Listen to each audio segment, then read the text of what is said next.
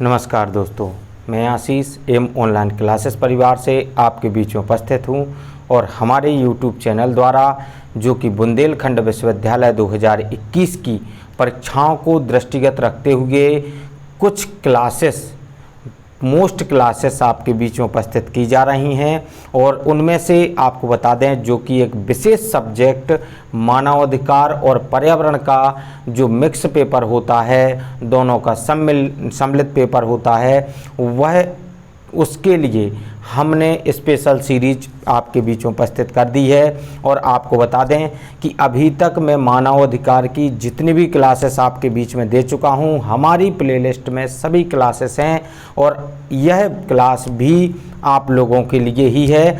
और मेरे हिसाब से इस वर्ष 2021 में इन क्लासों से बाहर किसी भी प्रश्न को आप नहीं पाएंगे, यह मैं वादा कर सकता हूं। और आप लोगों की तैयारी के लिए इतना मटेरियल पर्याप्त होगा और यदि मुझे आवश्यकता लगी तो आप लोगों को अगली क्लास भी दूंगा, नहीं तो इतने में ही आपका पूरा कवर हो जाएगा। और आप लोग इस क्लास के एक एक क्वेश्चन को नोट कर लें और यदि हमारी मेहनत आपको अच्छी लगती है तो हमारे चैनल को जो नए छात्र हैं वह सब्सक्राइब जरूर करें और लाइक ज़रूर करें और अपने दोस्तों को शेयर करें। और आप लोगों के लिए ही समर्पित है हमारी क्लास। और पीडीएफ के लिए आप हमारी व्हाट्सएप नंबर जो दिया गया है उस पर आप संपर्क कर सकते हैं, मैसेज कर सकते हैं फेसबुक के माध्यम से, फेसबुक पेज पर, आप इंस्टाग्राम पर या फिर आप टेलीग्राम चैनल पर जाकर के एम ऑनलाइन क्लासेस सर्च करेंगे तो आप लोगों को हमारा चैनल एम ऑनलाइन क्लासेस और ग्रुप भी मिल जाएगा जिसमें आप लोगों को निःशुल्क पीडीएफ मिल जाएगी। और चलिए अब आज के पहले प्रश्न से प्रवेश करते हैं। यह स्पेशल 100 सीरीज है। यह मैं आशा करता हूं कि आप लोगों को इससे बाहर क्वेश्चन नहीं आने वाले हैं, इसलिए लगे रहिए और एक एक क्वेश्चन को ध्यान से देखिए। और चलिए अब आप लोगों के बीच में पहला नंबर आज का क्लास का आपके बीच उपस्थित करता हूं। क्या कहता हमारा पहला क्वेश्चन दिया गया है। पहला, व्यक्तिगत अधिकारों के गांधीवादी विचारों को किसके ढांचे के भीतर चित्रित किया गया था। आपको बताना है मानव अन्योन्याश्रय, यूरोपीय उदार परंपरा, समाजवादी परंपरा, वैदिक परंपरा। आपकी स्क्रीन पर दिया गया है। पहला प्रश्न है, पहले प्रश्न का आपको जवाब देना है, बहुत ही महत्वपूर्ण है, तत्काल प्रभाव से जवाब देते जाएं। और आशा करते हैं कि आप लोग स्पीड में ही जवाब दे रहे होंगे क्योंकि हमें बहुत ही कम समय के साथ में उत्तर देना है। मानव अन्योन्याश्रय, यह जो है इसका उत्तर सही है पहले नंबर का। और हमें 100 प्रश्नों की सीरीज करना है, इसलिए हम आपको कम समय देंगे और क्वेश्चन को एक बार पढ़ने के पश्चात केवल 3 सेकंड या 5 सेकंड का ही समय देंगे, आपको उत्तर का जवाब देना होगा। चलिए आपकी स्क्रीन पर अगला प्रश्न दिया गया, क्या कह रहा ध्यान दें। अगला प्रश्न है, आईसीसी का अधिकार क्षेत्र राशन टेम्पोरिस है। इसका मतलब है क्या है। इसका अधिकार क्षेत्र अस्थायी या वैकल्पिक है। इसका अधिकार क्षेत्र उन अपराधों पर लागू होता है जो के बल में प्रवेश के बाद प्रतिबद्ध किया गया है। रोम संबंधी या कह सकते हैं उसको रोम संबंधी। और इसका अधिकार क्षेत्र गैर सदस्य राज्यों से भी जुड़ा हुआ है कि एक राज्य सरकार अधिकार क्षेत्र को स्वीकार कर सकता है और उन्मुक्ति को छोड़ सकता है। यह डी पार्ट कहता है। आपके चारों ऑप्शन दिए गए हैं। दूसरे नंबर प्रश्न का आपको जवाब देना है, तो दूसरे नंबर का जो भी भाई बहन जवाब दे रहे हैं, इसका अधिकार क्षेत्र उन अपराधों पर लागू होता है जो केवल क्या होता है कि प्रवेश के बाद प्रतिबद्ध किया गया है। रोम संबंधी के अंतर्गत आता है। बी पार्ट आपका सही है इसका। और चलिए अगले प्रश्न की ओर बढ़ते हैं। 2 प्रश्न आपके कंप्लीट हो गए हैं। तीसरा नंबर प्रश्न आपकी स्क्रीन पर दिया गया है। क्या कह रहा है ध्यान दें। तीसरा नंबर प्रश्न जो कहता है आपको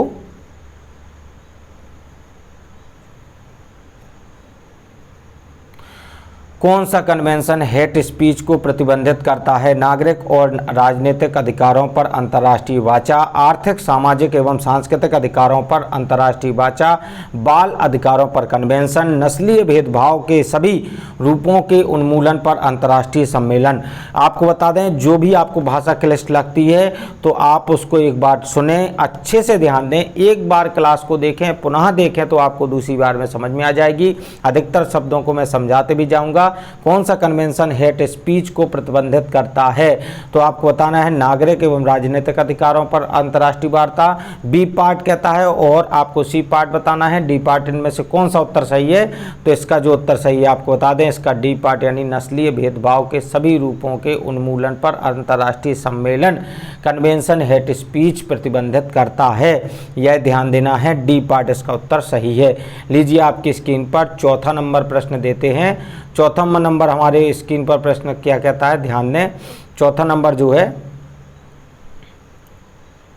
चौथा नंबर प्रश्न कहता है निम्नलिखित में से किसे मानवता के खिलाफ अपराध नहीं माना जाता है? यातना, बलात्कार, यौन दासता, जबरन वेश्यावृत्ति, जबरन गर्भधारण, जबरन नसबंदी, राजनीतिक, नस्लीय, राष्ट्रीय, जातीय पर किसी भी पहचान योग्य समूह या सामूहिकता के खिलाफ उत्पीड़न, सांस्कृतिक, धार्मिक समूह, एक समूह के बच्चों को जबरन दूसरे समूह में स्थानांतरित करना, यह कौन सा अपराध की श्रेणी में नहीं माना जाता है आपको बताना है। तो ये चौथा नंबर क्या कहता है? चौथे नंबर का आपको बताना है। यह जो कहा गया इसमें एक चौथा नंबर जो चौथे नंबर का ये है कि एक समूह के बच्चों को जबरन दूसरे समूह में स्थानांतरित करना, यह क्या है? यह अपराध की श्रेणी में नहीं आएगा। यह आपका लीजिए डी पार्ट इसका उत्तर सही है। अगला प्रश्न क्या कहता है, ध्यान दें। अगला प्रश्न आपकी स्क्रीन पर है, निम्नलिखित में से कौन सा कथन सत्य नहीं है? आपको बताना है कौन सा कथन सत्य नहीं है। ICJ मौजूदा कानून बताता है कि कानून नहीं बनाता है, ऐसा है, भले ही बताते हुए कानून को लागू करने के लिए अदालत को अनिवार्य रूप से इसके दायरे को निर्दिष्ट करना होगा और कभी कभी इसके सामान्य प्रवृत्ति पर ध्यान देना होगा। बी पार्ट कहता है अदालत का कार्य अंतर्राष्ट्रीय कानून के आधार पर विशेष रूप से जवाब देना होना चाहिए, उसके सामने लाया गया कानूनी विवाद हो या जो कि जैसा कि यह कानून की व्याख्या और कानून लागू करता है, यह संदर्भ के प्रति सचेत होगा, लेकिन इसका कार्य इससे आगे नहीं जा सकता है। ICJ की स्थापना के प्रगतिशील विकास और संहिताकरण अंतर्राष्ट्रीय कानून की दिशा में काम करने के लिए की गई थी। डी पार्ट कहता ICJ के पास अनिवार्य क्षेत्राधिकार का अभाव है और यह विवादों का निपटारा तभी कर सकता है जब राज्य इसके लिए तैयार हों, अपने आप को अपने अधिकार क्षेत्र में जमा करे। यह आपको बताना है। यह आपका प्रश्न दिया गया 5वां नंबर। 5वें नंबर का आपको उत्तर बताना बहुत ही अच्छा है और आपको बता दें 5वें नंबर का जो भी भाई बहन जवाब दे रहे हैं तो 5वें नंबर का जो उत्तर सही है वह है हमारा सी पार्ट। ICJ की स्थापना एवं प्रगति, विकास एवं संहिताकरण अंतर्राष्ट्रीय कानून और दिशा में काम करने के लिए थी। तो यह आपका सी पार्ट सही है। सी पार्ट का आपको उत्तर बताना था। यह आपको लीजिए अगला प्रश्न दिया गया है 6वां नंबर। क्या कह रहा है? यह देखिए कल भी प्रश्न पूछा गया था, आज भी। नरसंहार में निम्नलिखित में से क्या शामिल है?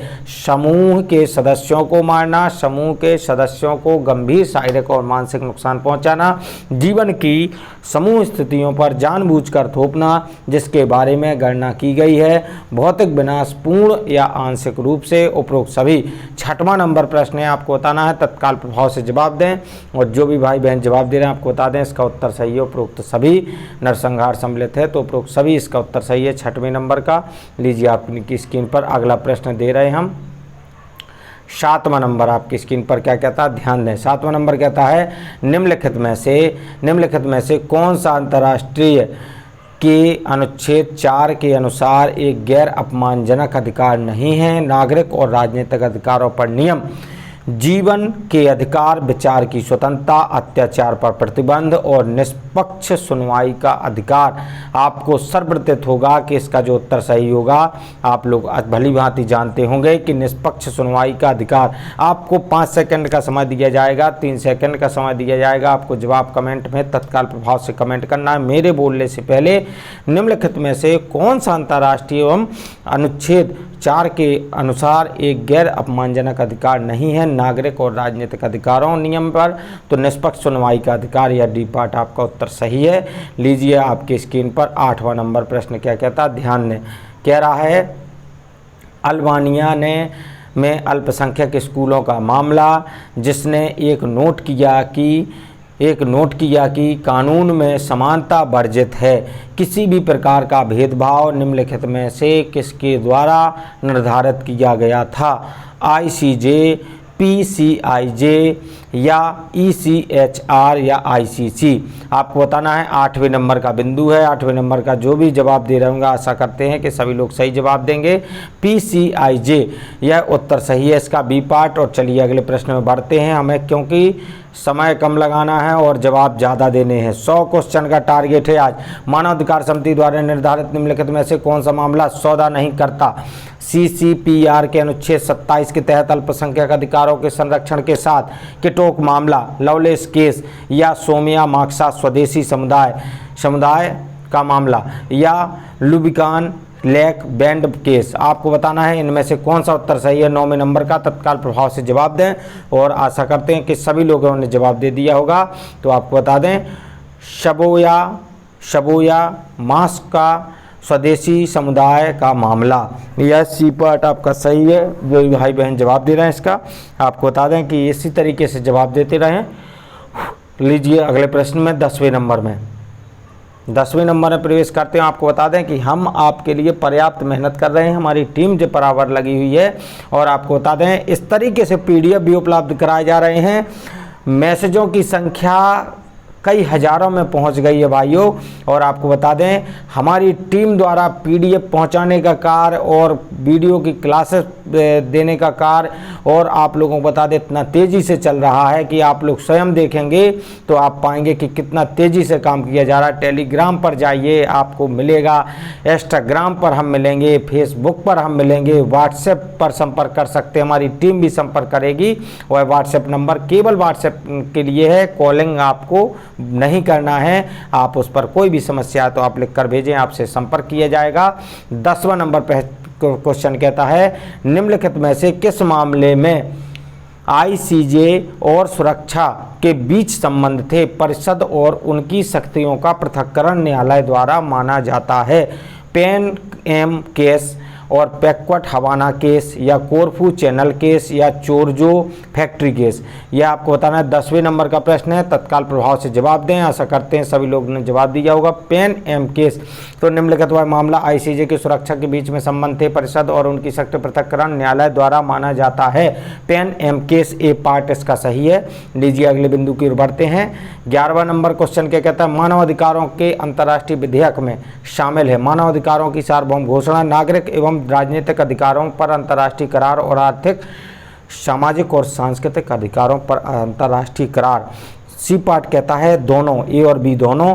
डी पार्ट कहता है या तो ए या फिर बी। तो इसमें से 11वां नंबर जो जवाब है आपको बताना है। 11वें नंबर का मैं बता दूं, इसमें दोनों ए और बी दोनों हैं कि मानव अधिकारों के अंतर्राष्ट्रीय विधेयक में शामिल है। मानव अधिकारों के अंतर्राष्ट्रीय विधेयक में क्या शामिल है तो आपको बता दें, इसमें शामिल है मानव अधिकारों की सार्वभौम घोषणा और नागरिक और राजनीतिक अधिकारों पर अंतर्राष्ट्रीय करार और आर्थिक, सामाजिक और सांस्कृतिक अधिकारों पर अंतर्राष्ट्रीय करार। यह दोनों, इसलिए इसका सी पार्ट सही है। बहुत ही अच्छे तरीके से आशा करते हैं आप लोग भी जवाब दे रहे होंगे और आप लोग तत्काल प्रभाव से जवाब देते जाएं। जैसे ही हमारे प्रश्न आते हैं आप लोग जवाब देते जाएं तो आनंद ही आएगा। और आपको फिर जब हम आप समय आएगा तो आपको बता दें, जैसे ही हम प्रतियोगी छात्रों के लिए जब यूपीजी के हमने पढ़ाया तो लाइव क्लास दी थी, तो हम लोग हमारी टीम आपको बता दें प्रतियोगी परीक्षाओं की भी निःशुल्क तैयारी कराती है। एम ऑनलाइन क्लासेस की टीम पूरी आपके लिए निःशुल्क है। और आपको बता दें बहुत ही जल्द बहुत ही तेज़ी से बड़ी बड़ी क्लासेस शुरू होने वाली हैं। वर्ष में अंतर्राष्ट्रीय मानवाधिकारों कानून को लागू करने के लिए संयुक्त राष्ट्र मानवाधिकार आयोग को संयुक्त राष्ट्र मानवाधिकार परिषद के साथ बदल दिया गया था 2000 में, 2001 में, 2006 में, 1998 में। आपको बताना है, आपकी स्क्रीन पर दिया गया है। 12वें नंबर का प्रश्न है, इसका जो उत्तर सही है 2006 यानी कि 2006 आपको बता दें 2006 पूर्णतः सही है। वर्ष के अंतर्राष्ट्रीय वर्ष में अंतर्राष्ट्रीय मानवाधिकार कानून को लागू करने के लिए संयुक्त राष्ट्र मानवाधिकार आयोग की संयुक्त राष्ट्र मानवाधिकार परिषद के साथ बदल दिया गया था, तो वह सन है 2006। तो आपको बता दें अगले प्रश्न में हम चलते हैं। अगला प्रश्न आपकी स्क्रीन पर देते हैं, क्या कहता है अगला प्रश्न, लीजिए।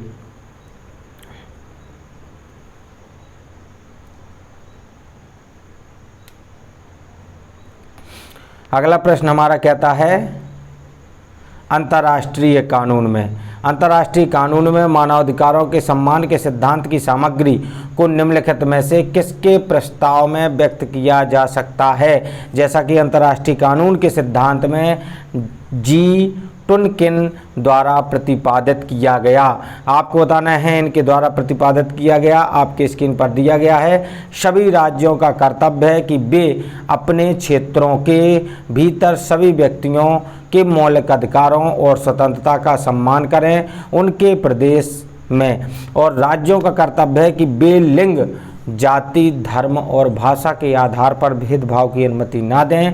सी पार्ट कहता है मानव अधिकारों के लिए सार्वभौमिक सम्मान को बढ़ावा देना और इस उद्देश्य को प्राप्त करने के लिए एक दूसरे के साथ सहयोग करना राज्यों का कर्तव्य है।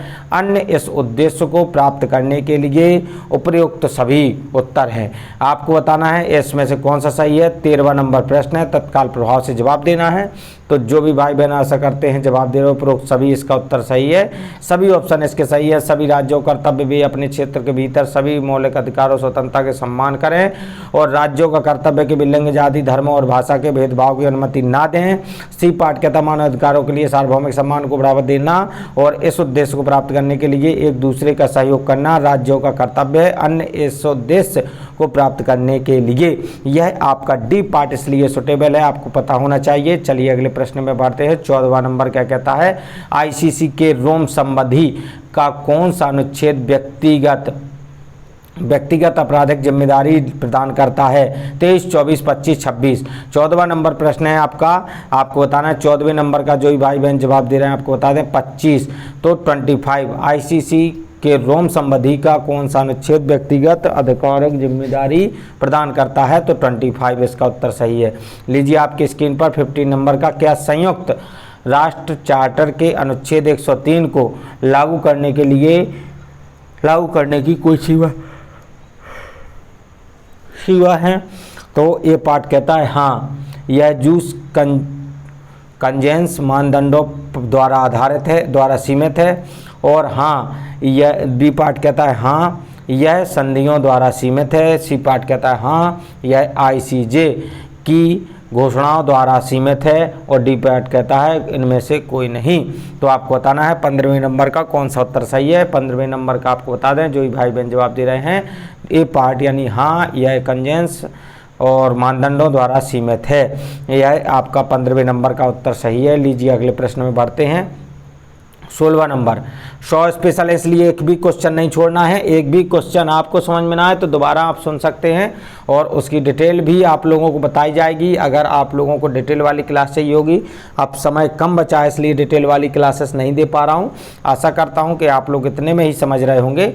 और निम्नलिखित में से कौन एक क्षेत्रीय मानवाधिकार साधन नहीं है। अफ्रीका के लिए मानव और लोगों के अधिकारों पर अफ्रीकी चार्टर, अमेरिका के लिए मानवाधिकारों पर अमेरिकी सम्मेलन, यूरोप के लिए मानवाधिकारों पर यूरोपीय सम्मेलन, नस्लीय भेदभाव के सभी रूपों के उन्मूलन पर कन्वेंशन। यह आपको बताना है। 16वें नंबर का प्रश्न है, जो भी भाई बहन इसका जवाब दे रहे होंगे आशा करते हैं, तो इसका डी पार्ट सही है।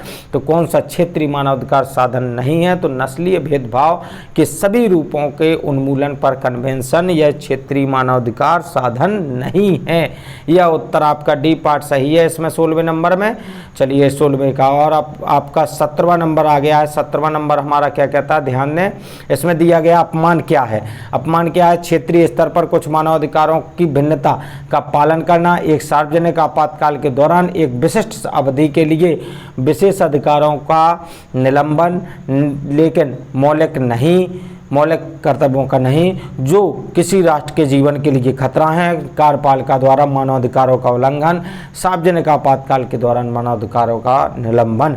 अपमान क्या है आपको बताना है 17वें नंबर का। तो 17वें नंबर का इसका जो उत्तर सही है वह है बी पार्ट कि अपमान क्या है, तो एक सार्वजनिक आपातकाल के दौरान एक विशिष्ट अवधि के लिए विशेषाधिकारों का निलंबन, लेकिन मौलिक का नहीं, जो किसी राष्ट्र के जीवन के लिए खतरा है। चलिए अगले प्रश्न में बढ़ते हैं। 18वां नंबर। 18वां क्वेश्चन कहता है कि निम्नलिखित में से कौन सा सामूहिक अधिकार है। जीवन और स्वतंत्रता का अधिकार, निष्पक्ष परीक्षण का अधिकार, आत्मनिर्णय और धर्म की स्वतंत्रता। 18वां क्वेश्चन कहता है आपको बताना है 18वें नंबर का, जो भाई बहन जवाब दे रहे हैं, आत्मनिर्णय निम्नलिखित में से कौन सा सामूहिक अधिकार है, तो आत्मनिर्णय इसका सी पार्ट सही है। अब आप लोगों को बता दें कि अब एक भी बार क्वेश्चन बोलूंगा और आंसर बोलूंगा। मानव अधिकारों की सार्वभौम घोषणा की कानून प्रकृति क्या है। यह संयुक्त राष्ट्र महासभा का प्रस्ताव है, यह संयुक्त राष्ट्र सुरक्षा परिषद का प्रस्ताव है, यह अमेरिकी सिद्धांत का हिस्सा है, यह एक बहुपक्षीय संधि है। 19वां नंबर प्रश्न है, आपको जवाब देना है 19वें नंबर का, जो भी भाई बहन जवाब दे रहे हैं, यह एक संयुक्त राष्ट्र महासभा का प्रस्ताव है। ये पार्ट कहता है, इसका ये पार्ट सही है। लीजिए अगले प्रश्न में 20 नंबर पर क्या दिया गया है, क्या UDHR एक बाध्यकारी कानूनी साधन है। हाँ, नहीं, हाँ केवल उन राज्यों पर जो उससे बाध्य होने के लिए सहमत हुए हैं। उपरोक्त में से कोई नहीं। आपको बताना है 20वें नंबर का। 20वें नंबर का उत्तर जो सही है, इसका उत्तर सही है। आपको बता दें नहीं। क्या UDHR एक बाध्यकारी कानूनी साधन है, तो नहीं इसका, यानी आपको बता दें बी नंबर इसका उत्तर सही है 20वें नंबर का। अगले प्रश्न में बढ़ते 21वां नंबर आपकी स्क्रीन पर दिया गया है। ECHR सदस्य राज्यों के क्षेत्र के बाहर होने वाले मानवाधिकारों का उल्लंघन किन परिस्थितियों में ECHR के दायरे में आता है। जहां एक सदस्य राज्य नियंत्रण का प्रयोग करता है, जहां एक सदस्य राज्य ECHR से ऐसा करने का अनुरोध करता है, कभी नहीं, या फिर कहता है जहां एक सदस्य राज्य प्रभावी नियंत्रण का प्रयोग करता है। तो इसका डी पार्ट यानी कि 4 पॉइंट हैं ABCD। 31वें नंबर का आपको बताना है। 31वां नंबर का कौन सा सही है। 31वें नंबर का आपको बता दें कि इसका जो है ए पार्ट, जहां एक सदस्य राज्य नियंत्रण का प्रयोग करता है, इसका ए पार्ट सही है। चलिए अगले प्रश्न में बढ़ते हैं। अगला प्रश्न हमारा दिया गया, क्या कह रहा है, ध्यान दें। अगला प्रश्न लीजिए कि इसके बाद 22 नंबर पर क्या कहते हैं। अंतर्राष्ट्रीय मानवाधिकारों में स्थानीय उपचारों के समाप्त होने का क्या कारण है। अंतर्राष्ट्रीय न्यायाधिकारों के लिए याचिकाओं की मात्रा को सीमित करने के लिए स्थानीय न्यायालयों की न्यायिक क्षमता का निर्माण करना। और सी पार्ट कहता है दोनों, ए और बी दोनों। डी पार्ट कहता है या तो ए या बी। तो आपको बताना है 22 नंबर का,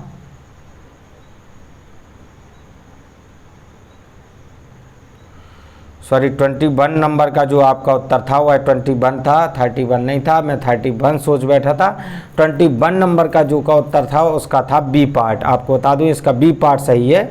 जहां एक सदस्य राज्य ECHR से ऐसा करने का अनुरोध करता है। ECHR सदस्य राज्यों के क्षेत्र के बाहर होने वाले मानवाधिकारों का उल्लंघन किन परिस्थितियों में ECHR के दायरे में आता है। तो जहां एक सदस्य राज्य ECHR से ऐसा करने का अनुरोध करता है। इसका बी पार्ट सही था। चलिए कोई बात नहीं। लीजिए आपके स्क्रीन पर 22 नंबर का क्या कह रहा है। अंतर्राष्ट्रीय मानवाधिकारों में स्थानीय उपचारों को समाप्त होने का क्या कारण है। अंतर्राष्ट्रीय न्यायाधिकारों के लिए याचिकाओं को मात्रा को सीमित करने के लिए, स्थानीय न्यायालयों के न्यायिक क्षमता का निर्माण करने के लिए, ये भी दोनों, या ये नहीं, एक या भी नहीं। तो 22वां नंबर आपका कहता है, जिसका उत्तर सही है, आपको बता दें, स्थानीय न्यायालयों की न्यायिक क्षमता का निर्माण करने के लिए यह उपचारों को समाप्त किया गया, स्थानीय उपचारों को। लीजिए अगला प्रश्न 22 हो गया। 23, सभी मानवाधिकार सभी मनुष्यों में निहित हैं, क्योंकि सभी मानवाधिकार राज्य द्वारा प्रदान किए जाते हैं, संयुक्त राष्ट्र द्वारा मानवाधिकार प्रदान किए जा रहे हैं। मनुष्य तर्कसंगत प्राणी है, मानवाधिकार सामाजिक क्रांति की देन है। 23 का जो भी उत्तर है आपको बता दें, इसका सी पार्ट, मनुष्य तर्कसंगत प्राणी है, सी पार्ट इसका उत्तर सही है। आप लोग, हम आशा करते हैं कि आप लोग नोट भी कर रहे होंगे और स्क्रीनशॉट भी ले रहे होंगे। निम्नलिखित में से कौन सा सही नहीं है? मानवाधिकार सार्वभौमिक है, मानवाधिकार व्यक्तिपरक है, मानवाधिकार संवैधानिक है, मानवाधिकार निर्विवाद है। 24 नंबर का जो भी उत्तर आपको बता दें, जो भी लोग लगा रहे हैं, इसका सी पार्ट मानवाधिकार संवैधानिक है। निम्नलिखित में कौन सा सही है? तो मानवाधिकार संवैधानिक है। 24वां नंबर आपका कंप्लीट होता है। अगले प्रश्न में बढ़ते हैं। 25, निम्नलिखित में से किसे तीसरी पीढ़ी का अधिकार माना जाता है? व्यक्तिगत अधिकार या फिर सामूहिक अधिकार, राजनीतिक अधिकार, आर्थिक अधिकार। 25वां नंबर प्रश्न क्या कहता है? 25 का नंबर जो भी उत्तर सही है, इसका सामूहिक अधिकार सही है, बी पार्ट। निम्नलिखित में से किसे तीसरी पीढ़ी का अधिकार माना जाता है? तो सामूहिक अधिकार को। 25 का आपका बी पार्ट सही है। लीजिए अगले प्रश्न में बढ़ते हैं, क्योंकि हमें समय नहीं देना है, जल्द से जल्द करना है क्लास को समाप्त। अत्याचार, क्योंकि 100 तक जाने वाले हैं, सुपर 100 है, सुपर 100 ध्यान रखें। क्या कहा गया सुपर 100 के लिए? अत्याचार से मुक्ति है, अत्याचार से मुक्ति है, अंतर्निहित अधिकार, अपमानजनक मानव अधिकार और पूर्ण अधिकार, उपरोक्त में से कोई नहीं। 26वां नंबर आपकी स्क्रीन पर दिया गया। 26 का जो भी भाई बहन लगा रहे हैं, पूर्ण अधिकार, अत्याचार से मुक्ति है, तो पूर्ण अधिकार इसका सी पार्ट आपका सही है। तो चलिए अगले बिंदु की ओर बढ़ते हैं। 26 के बाद 27 में क्या कह रहा है? युद्ध के दौरान मानवाधिकारों की भारतीय परंपरा का सबसे अच्छा उदाहरण किसके कार्यों में मिलता है? महाराणा प्रताप, रामायण, अशोक सम्राट अशोक, बादशाह अकबर। 27वें नंबर का जो भी भाई बहन जवाब दे रहे हैं, तो आपको बता दें, इसका प्रश्न मैं पूछ चुका हूँ, सम्राट अशोक इसका सही है। युद्ध के दौरान मानवाधिकारों की भारतीय परंपरा का सबसे अच्छा उदाहरण जो कार्यों में मिलता है वह है सम्राट अशोक का, क्योंकि वह शांति के दूत के तौर पर कार्य किया उन्होंने, सम्राट अशोक ने। यह बहुत ही अच्छा प्रश्न था, वेरी मोस्ट था, याद कर लें। निम्नलिखित में से किसी विचारक ने प्राकृतिक अधिकारों का विचार नहीं दिया? थॉमस हॉब्स और जे रूसो, जॉन लोके और जेरमी बेथम। आपकी स्क्रीन पर बना हुआ 28 नंबर का जो भी भाई बहन जवाब दे रहे हैं, डी पार्ट जेरमी बेंथम इसका सही है, डी पार्ट। और आपका 28वें नंबर का डी पार्ट सही है। लीजिए जेरमी बेंथम पूर्णतः सही है। अगले प्रश्न में बढ़ते हैं। 29वां नंबर क्या कहता है? मानवाधिकारों की सार्वभौम घोषणा का कौन सा अनुच्छेद घोषित करता है? हर किसी को जीवन, स्वतंत्रता और व्यक्ति की सुरक्षा पर अधिकार है। अनुच्छेद 1, अनुच्छेद 3, अनुच्छेद 5, अनुच्छेद 6। 29वां नंबर जो आपका है, इसका है उत्तर सही है, बी पार्ट, अनुच्छेद 3। मानवाधिकारों की सार्वभौम घोषणा का कौन सा अनुच्छेद घोषित करता है? हर किसी को जीवन, स्वतंत्रता और व्यक्ति की सुरक्षा का अधिकार है, अनुच्छेद 3। उत्तर सही है आपका, बी पार्ट। लीजिए आपकी स्क्रीन पर 29 प्रश्नों की श्रृंखला हो गई है। 30वां नंबर है, महिलाओं के खिलाफ सभी प्रकार के भेदभाव के उन्मूलन पर कन्वेंशन अपनाया गया था। तो यह लीजिए आपका 1996, 1979, 1983, 1993। आपको बताना है 30 नंबर का क्वेश्चन है, तत्काल प्रभाव से जवाब दें। इसका जो भी है 1979 यानी बी पार्ट सही है। 1979 इसका ध्यान दे लें, यह वेरी मोस्ट क्वेश्चन है।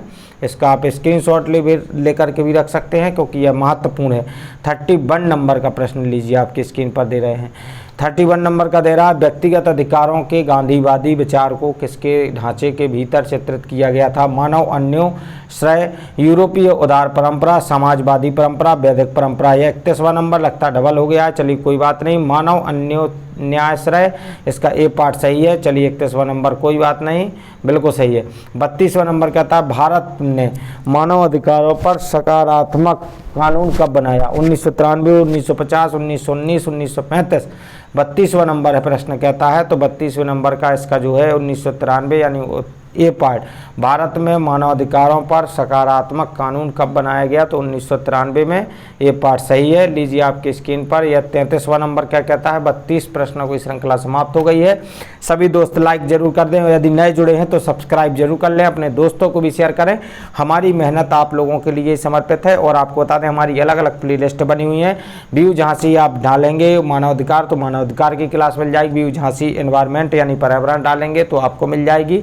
और यदि व्यू जहाँ से पूरी क्लासेस डालेंगे तो पूरी क्लासेस अलग अलग सब्जेक्ट की भी मिल जाएंगी। प्राचीन भारत में अंतर्राज्यीय संबंधों का मंडाला सिद्धांत किसका योगदान था? मनु, बृहस्पति, कौटिल्य, आर्यभट्ट। यह 33वां नंबर है। 33वें नंबर का जो भाई बहन जवाब दे रहे हैं आपको बता दें कौटिल्य, इसका सी पार्ट सही है। प्राचीन भारत में अंतर्राज्यीय संबंधों का मंडला सिद्धांत किसका योगदान था? कौटिल्य। कौटिल्य बिल्कुल सही है। लीजिए अगला प्रश्न में बढ़ते हैं। कौटिल्य इसका सही है। लीजिए अगला प्रश्न कहता है संयुक्त राष्ट्र महासभा द्वारा बाल अधिकारों पर कन्वेंशन को कब अपनाया गया था? 18 मार्च 1992, 24 जनवरी 1982 और 20 नवंबर 1989 और 10 दिसंबर 1999। आपकी स्क्रीन पर बना हुआ है 34वें नंबर का जो भाई बहन जवाब दे रहे हैं आपको बता दें इसका सी पार्ट 20 नवंबर 1989। 20 नवंबर 1989 इसका 34वें का सही है सी पार्ट। लीजिए अगले प्रश्न में बढ़ते हैं। अगला प्रश्न क्या कहता है? स्वतंत्र देशों में स्वदेशी और जनजातीय लोगों पर कन्वेंशन को किस पहल पर अपनाया गया था? विश्व स्वास्थ्य संगठन, अंतर्राष्ट्रीय श्रम संगठन, संयुक्त राष्ट्र मानवाधिकार परिषद, खाद्य और कृषि संगठन। 35वां नंबर है। 35वें नंबर का आपको बता दें जो भाई बहन लगा रहे हैं अंतर्राष्ट्रीय श्रम संगठन। स्वतंत्र देश में स्वदेशी और जनजातीय लोगों पर कन्वेंशन को किस पहल पर अपनाया गया था? तो अंतर्राष्ट्रीय श्रम संगठन इसका सही है बी पार्ट। लीजिए अगले प्रश्न में बढ़ते हैं। अगला प्रश्न कहता है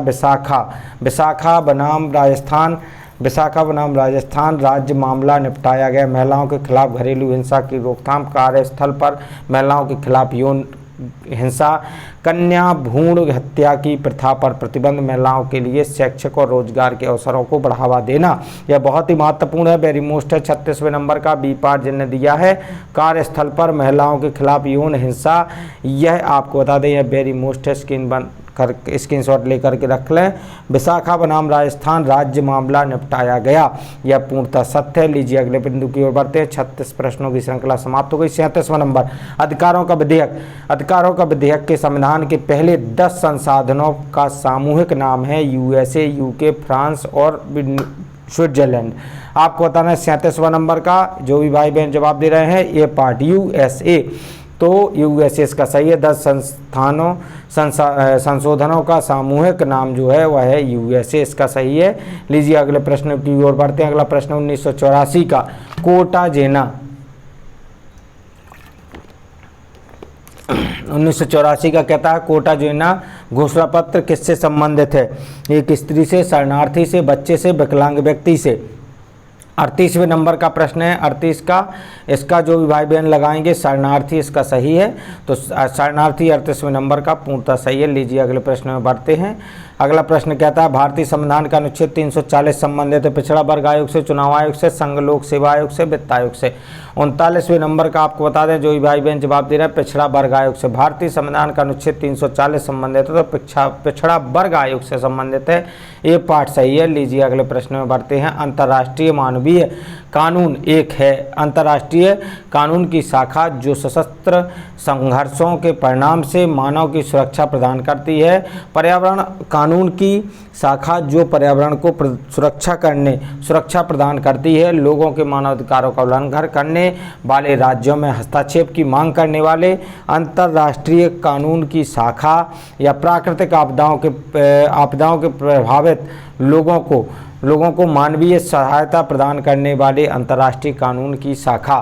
40वें नंबर प्रश्न का जवाब है। 40वें नंबर का जो भी भाई बहन जवाब दे रहे हैं तो आपको बता दें अंतर्राष्ट्रीय कानून की शाखा जो सशस्त्र संघर्षों के परिणाम से मानव की सुरक्षा करती है, यह ए पार्ट सही है हमारा। चलिए अगले बिंदु की ओर बढ़ते हैं। अगला बिंदु हमारा क्या कहता है? मानवाधिकारों की सार्वभौम घोषणा शामिल है 20 आर्टिकल में, 22 आर्टिकल में, 30 आर्टिकल में या 36 आर्टिकल में। 41वां नंबर है इसका जो भी भाई बहन जवाब दे रहे होंगे आशा करते हैं तो इसका जो जवाब है इसका है जवाब 41वें नंबर का सी पार्ट अर्थात 30 आर्टिकल। मानव अधिकारों के सार्वभौम घोषणा शामिल है तो 30 आर्टिकल में 30 हैं आर्टिकल इसके।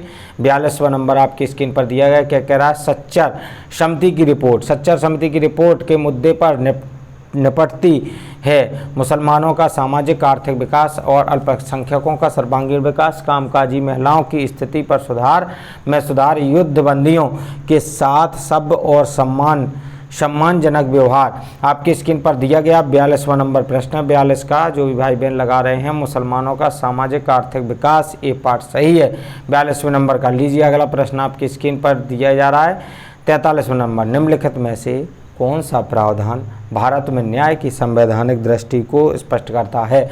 स्वतंत्र और स्वतंत्र न्यायपालिका, राज्य और नीति निर्देशक सिद्धांत, मौलिक कर्तव्य, जम्मू और कश्मीर राज्य को विशेष दर्जा। 43वां नंबर जो है 43वें नंबर का, जो भाई बहन जवाब दे रहे हैं, राज्य के नीति निर्देशक तत्व। कौन सा प्रावधान भारत के न्याय एवं संवैधानिक दृष्टि को स्पष्ट करता है? तो राज्य के नीति निर्देशक सिद्धांत।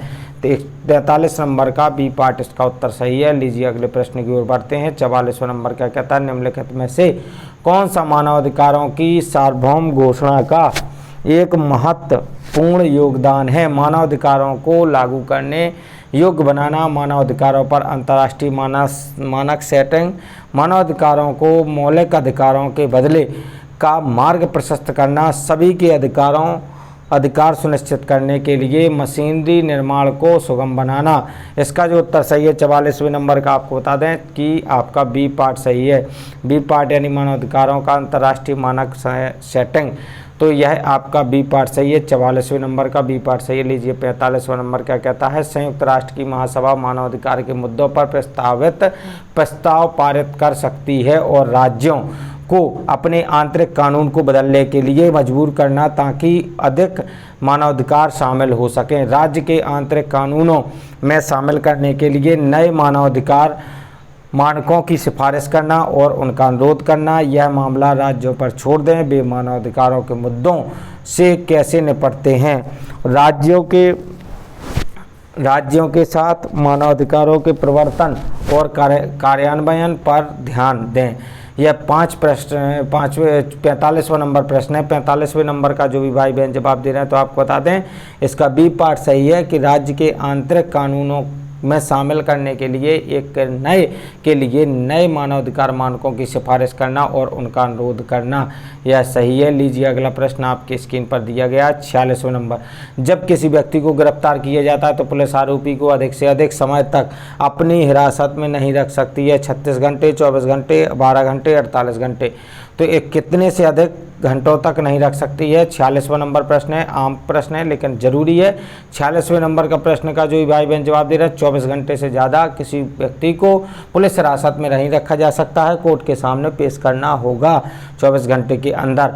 लीजिए आपका 46 कंप्लीट हो गया। 47 मानव अधिकार शिक्षा के लिए संयुक्त राष्ट्र का दशक था 1965 से 1974, 1985 से 1994, 1995 से 2004, 2000 से 2009। 47वें नंबर का जो भाई बहन जवाब दे रहा है आपको बता दें 47वें नंबर का क्या कहता है? 47वें नंबर का है 1995 से 2004। सी पार्ट सही है 47वें नंबर का।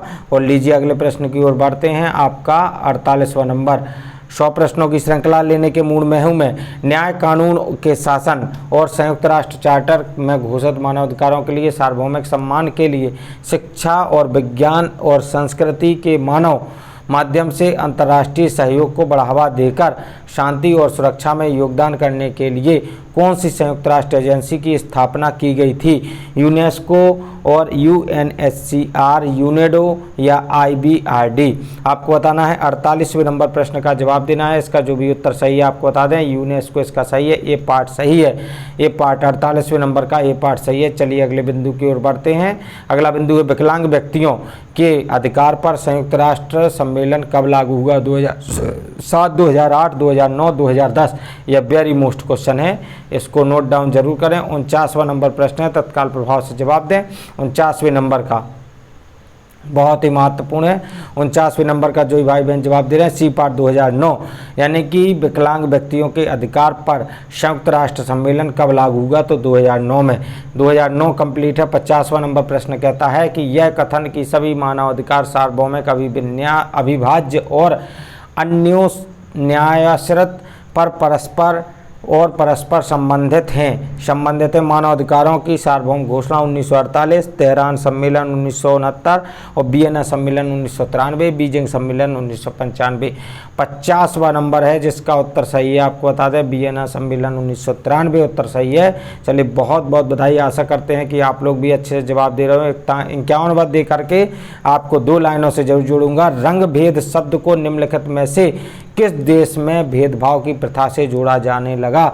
दक्षिण अफ्रीका और दक्षिण अमेरिका, तंजानिया, मोजम्बिक। तो 51 नंबर का जो कि प्रश्न है आपको बता दें, इसका जो उत्तर सही है वह है ए पार्ट दक्षिण विद्या।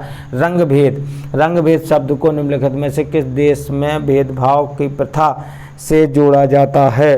तो वह है दक्षिण अफ्रीका। दक्षिण अफ्रीका इसका 51वें नंबर का 51 नंबर का ए पार्ट सही है।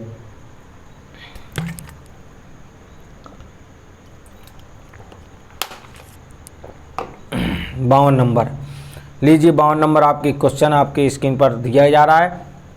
निम्नलिखित में से 21 सम्मेलन में भारत एक पक्ष नहीं है?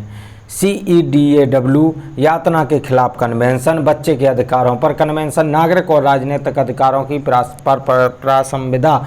तो आपको बताना है यह 52वां नंबर जो है प्रश्न का उत्तर देना। 52वें नंबर का जो भी उत्तर सही है इसका यातना के खिलाफ कन्वेंशन निम्नलिखित में से किस सम्मेलन में भारत एक पक्ष नहीं है? तो यातना के खिलाफ कन्वेंशन अर्थात बी पार्ट। 52वां नंबर का बी पार्ट इसका सही है। लीजिए आपकी स्क्रीन पर अगला प्रश्न देते हैं। 53वां नंबर मामला अरुणाचल प्रदेश राज्य भी खुदीराम चकमा 1994 का संबंध है। अल्पसंख्यक, SC और ST, यातना, शरणार्थी। 53 नंबर का जो भी भाई बहन जवाब दे रहे हैं आपको बता दें शरणार्थी अर्थात डी पार्ट इसका सही है। तो डी पार्ट सही है। मामला अरुणाचल प्रदेश राज्य बी खुदीराम चकमा 1994 का संबंध है। तो शरणार्थी इसका 53 का डी पार्ट सही है।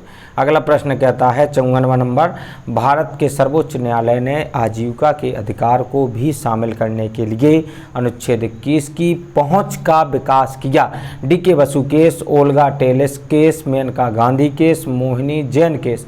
तो 54वां नंबर है इसका जो भी उत्तर सही है आपको बता दें इसका उत्तर है ओल्गा टेलिस केस, यानी बी पार्ट इसका सही है। 54 नंबर का 54 नंबर का बी पार्ट सही। लीजिए 55वां नंबर मानवाधिकारों पर संयुक्त राष्ट्र आयोग UNCHR की स्थापना कब की गई थी? 10 दिसंबर 1946, 10 दिसंबर 1947, 10 दिसंबर 1948, 10 दिसंबर 1949। यह 52वां नंबर है। 52वें नंबर का जो भी भाई बहन जवाब दे रहे हैं आपको बता दें यह 55वें नंबर का जो भी भाई बहन जवाब दे रहा है तो 10 दिसंबर 1946। 55वें का ए पार्ट सही है। लीजिए अगले प्रश्न में बढ़ते हैं। अगला प्रश्न कह रहा है कि भारत के संविधान के अनुसार आपातकाल के दौरान निम्नलिखित में से कौन सा अधिकार नहीं छीना जा सकता? बोले का अधिकार, आंदोलन का अधिकार, जीवन का अधिकार और संगठित करने का अधिकार। तो आपको बता दें यहाँ पे रहा है अधिकार। तो 56वें नंबर का जो भी भाई बहन आपको बता दें जीवन का अधिकार, यह मैं पुरानी क्लासेस में भी बता चुका हूँ। तो जीवन जीने का अधिकार नहीं छीना जा सकता किसी भी आपातकाल के दौरान। 57वां नंबर कहता है मानवाधिकारों की सार्वभौम घोषणा को वर्ष में अपनाया गया था 1948, 1947, 1958, 1950। 57 नंबर का प्रश्न कहता है कि इसका जो भी है 1948 उत्तर सही है। मानवाधिकारों सार्वभौम घोषणा के वर्ष में अपनाया गया था 1948 में। तो आपको बता दें इसका एक पार्ट सही है 57 नंबर का। और चलिए इसी के साथ में आप लोगों को 2 लाइनें ज़रूर सुना दें क्योंकि थोड़ा सा एनर्जी भी रहना ज़रूरी है और आपको एनर्जी ज़रूर आना चाहिए। एनर्जी के लिए हम बहुत कुछ नया देने जा रहे हैं। मोटिवेशन के तौर पर कहते हैं कि कुम्हार जब घड़ा बनाता है, आपको पता होना चाहिए कि कुम्हार जो होता है, जो प्रजापति होता है, जो घड़े बनाता है, तो आपको पता होना चाहिए जो कुम्हार जब घड़ा बनाता है तो बाहर से तेज थपथपाता है, बाहर से तेज थपथपाता है और अंदर से प्यार से सहलाता। अंदर तो प्यार से सहलाता लेकिन बाहर से खूब थपथपाता है। एक सुंदर मजबूत इंसान बनने के लिए, एक सुंदर और मजबूत इंसान बनने के लिए अपने कुम्हार पर भरोसा रखिए और वो हमें टूटने नहीं देगा, इसलिए आपको टूटने नहीं दूंगा। अर्थात मैं कुम्हार के तौर पर देखा जा सकता हूँ, आप हमारे स्टूडेंट हैं, छोटे भाई बहन हैं, तो आप एक छात्र के तौर पर यानी कि घड़े के तौर पर देखे जाएंगे। आपका घड़ा तभी बनेगा जब आप मानवाधिकार में पास होंगे। आप बुंदेलखंड विश्वविद्यालय के किसी भी एग्जाम में बैठ रहे हों, यदि मानवाधिकार पर्यावरण के पेपर को हल करने वाले हैं तो आपके लिए यह क्लासेस अति आवश्यक हैं। यदि यह क्लास नहीं देखी तो आप लोग फिर नंबर की गुंजाइश ना सोचें, क्योंकि फिर अगले वर्ष आप एक्स्ट्रा फीस दे करके आप मानवाधिकार पास करेंगे और आपको करना होगा। तो इसलिए इसके लिए तैयार रहें कि जिससे कि आपको कम समय में और कम पैसे के द्वारा आप अपने विषय को पास कर पाएँ। 57 नंबर का जो भाई बहनों ने दिया है 1948, अर्थात ए पार्ट सही है 57 का। लीजिए अगले प्रश्न की ओर बढ़ते हैं। बस बहुत ही जल्द आपके 100 प्रश्नों की सीरीज समाप्त हो जाएगी। मानवाधिकार हकदार मानव जाति, मानवाधिकार हकदार और मानव जाति बटा यानी कि या मानव जाति आराम सुविधा सभ्य और सम्मानजनक जीवन या अस्तित्व की गारंटी। 58 नंबर जो कहता है तो इसमें है सी पार्ट, सभ्य और सभ्य समाज, सभ्य सम्मानजनक जीवन, यह आपको बताना है। तो यह है इसका उत्तर सही, इसके लिए सुटेबल है। अगले प्रश्न में पढ़ते हैं। 59 नंबर कहता है निम्नलिखित में से कौन सा झूठा है। सभी मानवाधिकार सभी के लिए हैं। सरकारों को यह देखना चाहिए कि घरेलू कानून मानवाधिकार साधन के मानकों की पुष्टि करते हैं। मानवाधिकार अन्योन्याश्रित हैं लेकिन पदानुक्रमित हैं। संयुक्त राष्ट्र चार्टर मानवाधिकारों के लिए एक अपनी चिंता का उल्लेख करता है। तो 59वें नंबर का आपको बताना है। 59वें नंबर का जो भाई बहन जवाब दे रहे हैं आपको बता दें, इसका सी पार्ट मानवाधिकार अन्योन्याश्रित हैं लेकिन पदानुक्रमित हैं, इसका ए पार्ट सी पार्ट सही है। लीजिए सी पार्ट हो गया। 60 प्रश्न की कंप्लीट हो गए हमारे, 40 प्रश्न अवशेष बचे। भारतीय संविधान के निर्माताओं में ने मौलिक अधिकारों की अवधारणा को किस संविधान से आधार लिया था। USA, UK, Ireland, Canada. 60वां नंबर प्रश्न क्या कहता है आपको बता दें, इसका जो प्रश्न है इसका ए उत्तर सही है, USA। चलिए बहुत ही अच्छी तरीके से आप लोग जवाब दे रहे हैं और आशा करते हैं कि आप लोग इसी तरीके से जवाब देते रहेंगे। कौन सा कन्वेंशन अभद्र भाषा को प्रतिबंधित करता है, अभद्र भाषा को प्रतिबंधित करता है? नागरिक और राजनीतिक अधिकारों पर अंतर्राष्ट्रीय वाचा, आर्थिक सामाजिक और सांस्कृतिक अधिकारों पर अंतर्राष्ट्रीय वाचा, बाल अधिकारों पर कन्वेंशन, नस्लीय भेदभाव के सभी रूपों के उन्मूलन पर अंतर्राष्ट्रीय सम्मेलन। इसका 61वें नंबर का उत्तर जो है आपको बता दें, इसका जो उत्तर है डी पार्ट सही है, नस्लीय भेदभाव के सभी रूपों के उन्मूलन पर अंतर्राष्ट्रीय सम्मेलन। इसका 61वें नंबर का डी पार्ट सही है। लीजिए अगले प्रश्न में बढ़ते हैं। अगला प्रश्न आपकी स्क्रीन पर दे रहे हैं। 62वां नंबर क्या कहता है, आर्थिक सामाजिक और सांस्कृतिक अधिकारों पर अंतर्राष्ट्रीय अनुबंध के तहत मान्यता प्राप्त स्वास्थ्य का अधिकार में निहित है। अनुच्छेद 8 में, अनुच्छेद 10 में, अनुच्छेद 12 में, अनुच्छेद 14 में। 62वें नंबर का प्रश्न का आपको जवाब देना है, जिसका उत्तर सही है आपको बता दें, इसका सही है अनुच्छेद 12 है। अनुच्छेद 12 इसका उत्तर सही है। बहुत ही अच्छे तरीके से आप लोग जवाब दे रहे हैं, आशा करते हैं। अनुच्छेद 12 इसका उत्तर सही है। लीजिए आपके स्क्रीन पर अगला प्रश्न देते हैं। अगला प्रश्न क्या कहता है, ध्यान दें। 63वां नंबर 63वां नंबर कहता है सार्वभौमिक क्षेत्राधिकार की अवधारणा किन सिद्धांतों पर आधारित है? वियना, प्रिंसटन और हेग या दिल्ली घोषणा। तो 63वां नंबर जो है इसका उत्तर सही है, आपको बता दें प्रिंसटन। सार्वभौमिक क्षेत्राधिकार की अवधारणा किस सिद्धांतों पर आधारित है? तो प्रिंसटन सिद्धांतों पर आधारित है, बी पार्ट सही है। अगले प्रश्न में बढ़ते हैं। अंतर्राष्ट्रीय अधिकार विधेयक की अवधारणा में शामिल उपकरणों की संख्या का उल्लेख करें। आप लोग जवाब जरूर देते जाएं, कमेंट बॉक्स में कमेंट करते जाएं, आप लोगों को भी आनंद आएगा, हमें भी आनंद आएगा। 4, 6, 3, 5 स्पेशल क्लास है, इसलिए एक भी कमेंट ना चूकें। जो भी भाई बहन जवाब दे रहे हैं 5 बिल्कुल सही। अंतर्राष्ट्रीय अधिकार विधेयक की अवधारणा में शामिल उपकरणों की संख्या का उल्लेख करेंगे तो 5 इसका उत्तर सही है, यानी कि हमारा डी पार्ट सही है 64वें नंबर का। लीजिए अगले प्रश्न में चलते हैं। अगला प्रश्न आपकी स्क्रीन पर, राष्ट्रीय मानवाधिकार आयोग एक है, संवैधानिक निकाय, वैधानिक निकाय, कार्यकारी निकाय, एनजीओ। तो आपको बताना यह बहुत ही वेरी मोस्ट क्वेश्चन है, यह वेरी मोस्ट क्वेश्चन है, आपको बता दें यह वेरी मोस्ट क्वेश्चन है, इससे अच्छा कोई क्वेश्चन नहीं है। राष्ट्रीय मानवाधिकार आयोग एक है, संवैधानिक, वैधानिक, कार्यकारी और एनजीओ। 65वां नंबर कहता है, तो आपको बता दें वैधानिक निकाय इसका उत्तर सही है, बी पार्ट, इसका बी पार्ट सही है, वैधानिक निकाय, बी पार्ट इसका सही है 65वें नंबर का। लीजिए अगले प्रश्न में बढ़ते हैं। अगला प्रश्न आपकी स्क्रीन पर 66वां नंबर, भारतीय संविधान के अनुच्छेद 21 में प्रावधान है मरने का अधिकार और निर्वाह का अधिकार, जीवन में व्यक्तिगत स्वतंत्रता का अधिकार और आपको बता दें जीवंत और उदार जीवन का अधिकार, जीवंत और उदार जीवन का अधिकार। 66वां नंबर कहता है इसका जो उत्तर सही है जीवन और व्यक्तित्व स्वतंत्रता का अधिकार, यह सही है सी पार्ट। भारतीय संविधान अनुच्छेद 21 का प्रावधान है जीवन और व्यक्तिगत स्वतंत्रता का अधिकार, यह सही है। लीजिए आपकी स्क्रीन पर 67वां नंबर क्या कहता है, निम्नलिखित में से किसे शरणार्थी समस्या के स्थायी समाधान के रूप में यूएनएचसीआर द्वारा मान्यता प्राप्त नहीं है। बोझ साझा करना, स्वैच्छिक प्रत्यावर्तन, पुनर्वास, स्थानीय एकीकरण। यह आपका 67वां नंबर है। 67वां नंबर क्या कहता है, इसका ए पार्ट सही है, बोझ साझा करना, पूर्णतः बिल्कुल सही है आपका ये पार्ट कि बोझ साझा करना, इसलिए 67वें नंबर का ए पार्ट सही है। लीजिए 68वां नंबर क्या कहता है, संयुक्त राष्ट्र चार्टर के तहत बल प्रयोग पर प्रतिबंध पाया जाता है। अनुच्छेद 2(1) के तहत, अनुच्छेद 2(2) के तहत, अनुच्छेद 2(3) के तहत, अनुच्छेद 2(4) के तहत। आपको बताना है 68वें नंबर का जो भाई बहन लगा रहे हैं जवाब आपको बता दें अनुच्छेद 2(4) के अंतर्गत, यानी कि आपका डी पार्ट सही है, डी पार्ट हमारा सही है इसके लिए। लीजिए अगले प्रश्न में बढ़ते हैं। 69 नंबर क्या कहता है, निम्नलिखित में से कौन सा गैर सरकारी संगठन एनजीओ मृत्युदंड को समाप्त करने की वकालत करता है। हरि शांति न्यायविदों का अंतर्राष्ट्रीय आयोग, ICRC, एमनेस्टी इंटरनेशनल। 69 नंबर का प्रश्न है। 69 नंबर का जो भाई बहन जवाब दे रहे हैं एमनेस्टी इंटरनेशनल। निम्नलिखित में से कौन सा गैर सरकारी संगठन एनजीओ मृत्युदंड को समाप्त करने की वकालत करता है, तो एमनेस्टी इंटरनेशनल इसकी वकालत करता है कि मृत्युदंड की वकालत करता है। अगला प्रश्न दिया गया, किस वर्ष मानवाधिकार परिषद ने संयुक्त राष्ट्र मानवाधिकार आयोग का स्थान लिया, 2001, 1993, 1958, 2006। तो 70वां नंबर जो कहता है इसका डी पार्ट सही है, आपको बता दें इसका है डी पार्ट 2006। इसका 3 बार उत्तर आ चुका है, 3 बार प्रश्न अलग अलग तरीके से, लेकिन 2006 सब जगहों पर उत्तर सही है।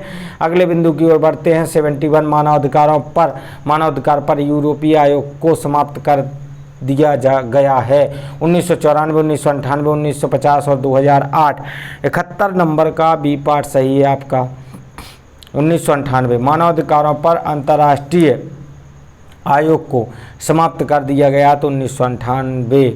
अगला प्रश्न आपकी स्क्रीन पर दे रहे हैं 72वां नंबर, निम्नलिखित में से कौन सा अधिकार ICCPR के अनुच्छेद 27 के तहत संरक्षित करता है। अपनी संस्कृति का आनंद लेने के लिए, अपने स्वयं के धर्म को मानने और अभ्यास करने के लिए, सभी भाषा का प्रयोग करने के लिए, राजनीतिक प्रक्रिया में भाग लेना। 72वां नंबर क्या कहता है, बहुत ही अच्छे तरीके के प्रश्न हैं, तत्काल प्रभाव से 72वां नंबर इसका उत्तर सही है, राजनीतिक प्रक्रिया में भाग लेना। डी पार्ट सही, अधिकारों में कौन सा अधिकार ICCPR अनुच्छेद 27 के तहत संरक्षित कर नहीं है, तो राजनीतिक प्रक्रिया में भाग लेना, यह आपका उत्तर सही है। लीजिए अगले प्रश्न की ओर बढ़ते हैं। अगला प्रश्न दिया गया, निम्नलिखित में से कौन संयुक्त राष्ट्र का एक संवैधानिक उद्देश्य नहीं है। अंतर्राष्ट्रीय कानून को बढ़ावा देना, राज्यों के बीच में सहयोग की सुविधा के लिए या विश्व शांति सुनिश्चित करने के लिए, अल्पसंख्यकों के लिए आर्थिक विकास सुनिश्चित करने के लिए। आपको बताना 73वें नंबर का जो भी भाई बहन जवाब दे रहा है तो आपको बता दें डी पार्ट अल्पसंख्यकों के लिए आर्थिक विकास सुनिश्चित करने के लिए, यानी 73 का डी पार्ट सही है। लीजिए अगले प्रश्न की ओर बढ़ते हैं। अगला प्रश्न है यूडीएचआर का कौन सा अनुच्छेद वैज्ञानिक उन्नति से लाभ के अधिकार से संबंधित है? अनुच्छेद 3, अनुच्छेद 14, अनुच्छेद 27, अनुच्छेद 24।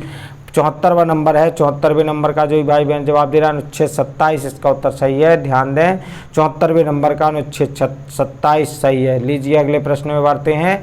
अंतर्राष्ट्रीय, अगला प्रश्न जो कहता है अंतर्राष्ट्रीय आपराधिक न्यायालय किस न्यायालय स्थित है? पेरिस में, जिनेवा में, हेग में, ब्रुसेल्स में।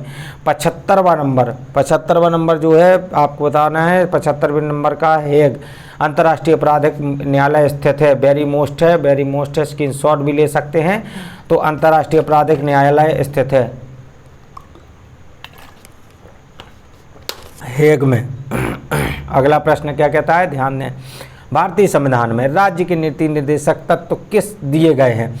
दिए गए हैं भाग 3 में, भाग 2 में, भाग 13 में और भाग 4 में। आपको बताना 76वां नंबर प्रश्न है। 76 में का आपको बता दें कि भाग 4 इसका उत्तर सही है। सटीक है, बिल्कुल सही आंसर है।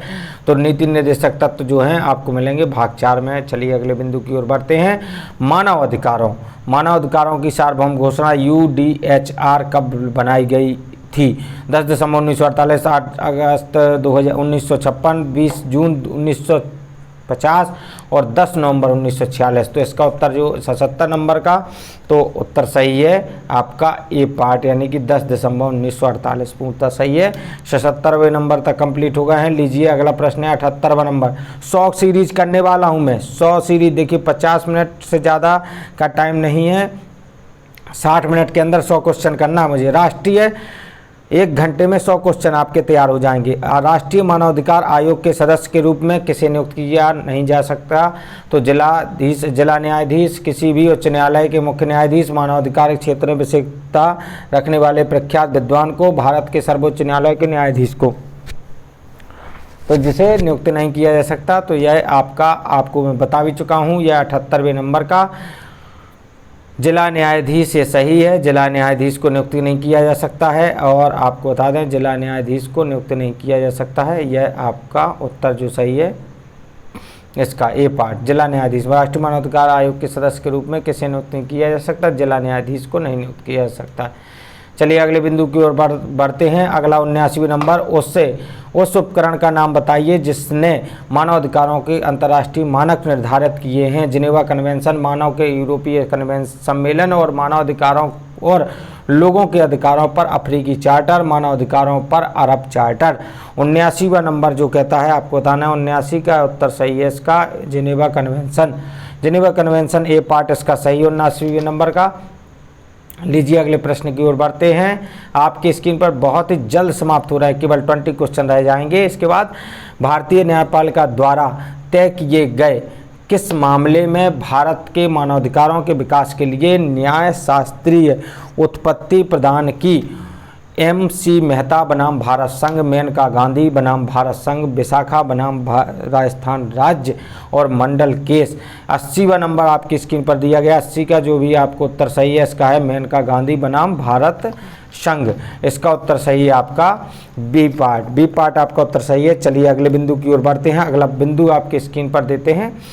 80 का बी हो गया है। 81 नंबर कह रहा है मानवाधिकारों की समकालीन अवधारणा के अंतर्राष्ट्रीय आंदोलन की शुरुआत किस अंतर्राष्ट्रीय घटना के परिणाम स्वरूप हुई? आपको बताना है भेदभाव की घटनाएं, ट्यूडर की अवधि के दौरान अमानवीय व्यवहार, दास्तार द्वितीय विश्व युद्ध। 81वां नंबर कहता है जिसका उत्तर सही है आपको द्वितीय विश्व युद्ध। मानवाधिकारों समकालीन अवधारणा के अंतर्राष्ट्रीय आंदोलन की शुरुआत किस अंतर्राष्ट्रीय घटना के परिणाम स्वरूप हुई? तो द्वितीय विश्व युद्ध के। चलिए अगले बिंदु की ओर बढ़ते हैं। 81 के बाद 82 क्या कहता है? उस बुनियादी अंतर्राष्ट्रीय उपकरण का नाम बताइए जिसका बाध्यकारी प्रभाव नहीं होता है। मैग्ना कार्टा, शिडेव, मानवाधिकारों की सार्वभौम घोषणा, जिनेवा कन्वेंशन। आपकी स्क्रीन पर दिया गया है। 82वां नंबर है। जो भाई बहन इसका जवाब दे रहे हैं इसका सी पार्ट मानवाधिकारों की सार्वभौम घोषणा, सी पार्ट सही है। लीजिए अगला क्वेश्चन आपकी स्क्रीन पर दे रहे हैं। 83वां नंबर लीजिए। नरसंहार, नरसंहार शब्द किसने गढ़ा है? राफेल लेम्किन ने, रॉबर्ट एच जैक्सन ने, मार्टिन शॉ ने, वुडरो विल्सन ने। 83वां नंबर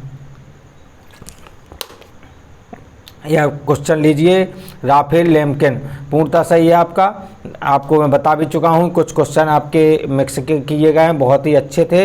राफेल लेम्किन यह जरूरी है, इसलिए दोबारा भी रिवीजन हो जाएंगे। चलिए कोई बात नहीं, कोई क्वेश्चन आपके स्क्रीन पर आता है दोबारा होता है तो वह रिवीजन है।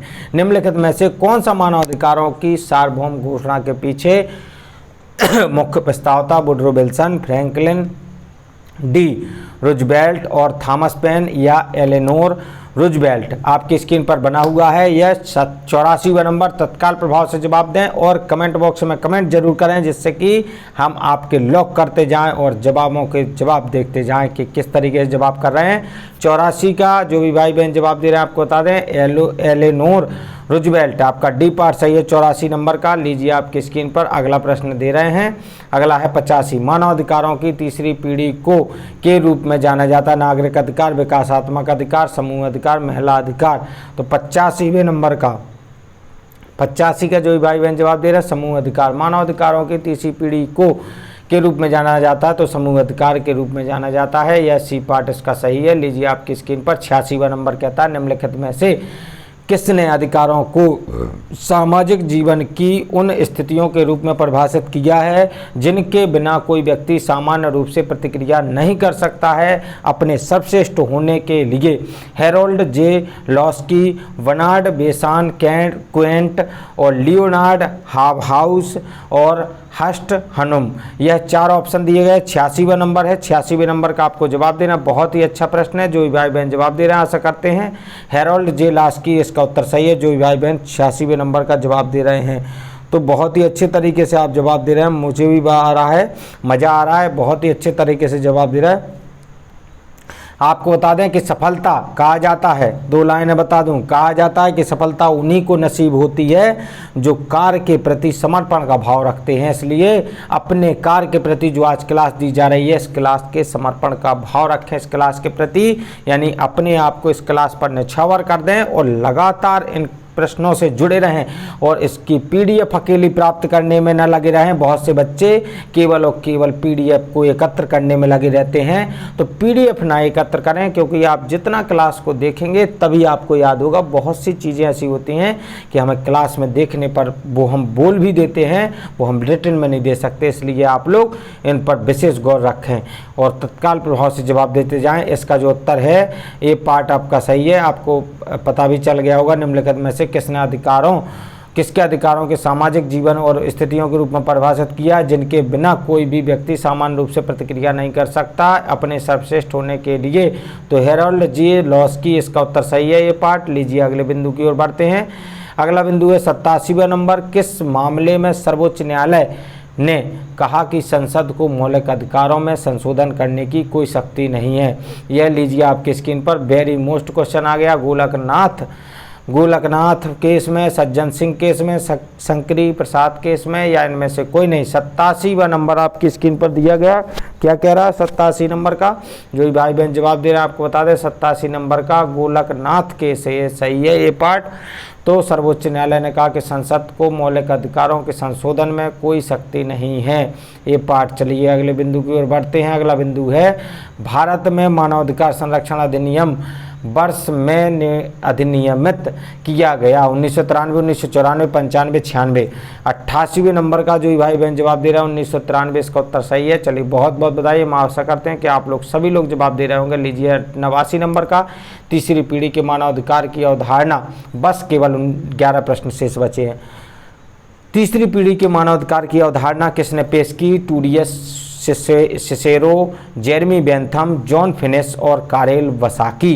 4 ऑप्शन दिए गए हैं 89 में से। 89 नंबर का जो भाई बहन जवाब दे रहे हैं तो कारेल वसाकी इसका उत्तर सही है। तीसरी पीढ़ी के मानवाधिकार की अवधारणा किसने पेश की? तो कारेल वसाकी इसका उत्तर सही है। निम्नलिखित में से कौन संयुक्त राष्ट्र एजेंसी नहीं है? यूनिसेफ, यूनेस्को, WTO और ILO। इसका उत्तर सही है 90 नंबर का WTO, यानी WTO आपका उत्तर सही है। बहुत बहुत बधाई। हम आशा करते हैं कि आप लोग इसी तरीके से जवाब देते जाएंगे। 91वां नंबर है शरणार्थियों के बारे में निम्नलिखित में से कौन सा कथन शरणार्थियों के बारे में निम्नलिखित में से कौन सा कथन सही नहीं है? वे अपने देश के बाहर हैं, उत्पीड़न का डर, राष्ट्रीय सुरक्षा का अभाव, देश के बाहर होने का कारण गरीबी। इसका आपको बता दें 91वां नंबर जो कहता है उसका डी पार्ट सही है, देश के बाहर होने के कारण गरीबी का। निम्नलिखित शरणार्थियों को निम्नलिखित में से कौन सा कथन सही नहीं है? तो यह है। चलिए अगले प्रश्न आपके स्क्रीन पर दिया गया। 92वां नंबर कहता है निम्नलिखित में से किसने प्राकृतिक न्याय और आधुनिक सिद्धांतों को प्रतिपादित किया? लोके, JS चक्की, AB डाइसी और जॉन राउल। तो 92वां नंबर जो है इसका उत्तर सही है AB डाइसी। AB डाइसी 92वां नंबर का AB डाइसी यानी कि आपका सी पार्ट सही है, गा नंबर सही है, सी पार्ट इसका उत्तर सही है। 93वां नंबर कहता है मानवता के खिलाफ अपराध को ऐसे कृत्यों के रूप में परिभाषित किया जाता है जब हमले की जानकारी के साथ किसी भी नागरिक आबादी के खिलाफ व्यापक या व्यवस्थित हमले के हिस्से के रूप में किया जाता है। निम्नलिखित में से कौन मानवता के विरुद्ध अपराधों का एक उदाहरण है? नरसंहार, आक्रामकता, दास्ता, समूह के सदस्यों की हत्या। 93वां नंबर कहता है इसका उत्तर जो सही है वह है सी पार्ट आपका दास्ता इसका सही है। मानवता के खिलाफ अपराध को ऐसे कृत्यों के रूप में परिभाषित किया जाता है जब हमले की जानकारी साथ किसी भी नागरिक आबादी के खिलाफ व्यापक एवं व्यवस्थित हमले के हिस्से के रूप में किया जाता है। निम्नलिखित में से कौन सा मानवता के विरुद्ध अपराधों का एक उदाहरण है? सी पार्ट इसका दास्ता इसका 93 नंबर का सी पार्ट इसका सही है। लीजिए अगले प्रश्न की ओर बढ़ते। 94 यूनिसेफ का मुख्यालय कहाँ पर स्थित है? न्यूयॉर्क में, पेरिस में, वाशिंगटन में, बीजिंग में। 94वां नंबर है जिसका उत्तर आप लोगों को भली बात ही जानते हैं, मैं कल अगली क्लास में पढ़ा चुका हूँ। यूनिसेफ का मुख्यालय न्यूयॉर्क में है या वेरी मोस्ट है, इसको भी राइट डाउन कर लें, नोट डाउन जरूर करते जाएं। 94वां नंबर हो गया। 95 कहता है मानवाधिकारों की सार्वभौम घोषणा में कुल कितने अनुच्छेद हैं? 20, 30, 40, 50। तो आपको बता दें 95वां नंबर है जिसमें उत्तर सही है 30। मानवाधिकारों की सार्वभौम घोषणा में कुल कितने अनुच्छेद हैं? तो 30 हैं। यह आपका बी पार्ट सही है। लीजिए अगले प्रश्न की ओर बढ़ते हैं। 96वां नंबर शोषण के विरुद्ध अधिकार का संबंध किस अनुच्छेद से? अनुच्छेद 23 से 25, अनुच्छेद 23 से 24, अनुच्छेद 19 से 22 और अनुच्छेद 14 से 18। तो 96वां नंबर जो है इसका उत्तर सही है बी पार्ट, अनुच्छेद 23 से 24 इसका बी पार्ट सही है। 23 से 24 उत्तर सही है, 23 से 24। यूनिसेफ की स्थापना कब हुई थी? 11 दिसंबर 1948, 11 दिसंबर 1947, 11 दिसंबर 1946, 11 दिसंबर 1945। तो 97वां नंबर जो है इसका उत्तर सही है। आपको बता दें 11 दिसंबर 1946 इसका उत्तर सही है। यूनिसेफ की स्थापना 11 दिसंबर 1946 यानी 97वां नंबर का सी पार्ट सही है। लीजिए अगले प्रश्न की ओर बढ़ते हैं। 1946 हो गया। यूनिसेफ का पूरा नाम united nation children's fund, united nation children emergency fund, international children fund और यूनिसन चिल्ड्रन इमरजेंसी फंड। तो आपको बताना है 98वां नंबर है जिसका उत्तर सही है यूनाइटेड नेशन चिल्ड्रंस फंड, इसका ए पार्ट सही है। 98 नंबर का ए पार्ट सही है। लीजिए अगले प्रश्न की ओर बढ़ते हैं। बस 100 ही प्रश्न होने वाले हैं। अंतिम क्वेश्चन सेकंड लास्ट में है। संयुक्त राष्ट्र मानवाधिकार परिषद, United nation human rights council UNHRC की स्थापना कब हुई? 2001, 2006, 2007, 2010। तो 99 नंबर का जो भी उत्तर सही है आपको बता दें 2006। UNHRC की स्थापना हुई 2006 में, उत्तर सही है बी पार्ट। लीजिए अगले प्रश्न की ओर बढ़ते हैं। 100वां नंबर क्या कहता है? ध्यान दें 100वां नंबर कहता है संयुक्त राष्ट्र दिवस प्रत्येक वर्ष किस तिथि को मनाया जाता है? 26 जनवरी, 24 अक्टूबर और 24 नवंबर या 10 दिसंबर। आपको बताना है 100वें नंबर का जो भाई बहन जवाब देना 24 अक्टूबर। संयुक्त राष्ट्र दिवस प्रत्येक वर्ष किस तिथि को मनाया जाता है? तो 24 अक्टूबर को मनाया जाता है। बहुत बहुत बधाई। आशा करते हैं कि आप सभी लोगों को video classes thanks for watching M online classes आपके बीच में बनी हुई है, आप लोगों की तत्काल मदद करती है और तत्काल आपके लिए तत्पर है।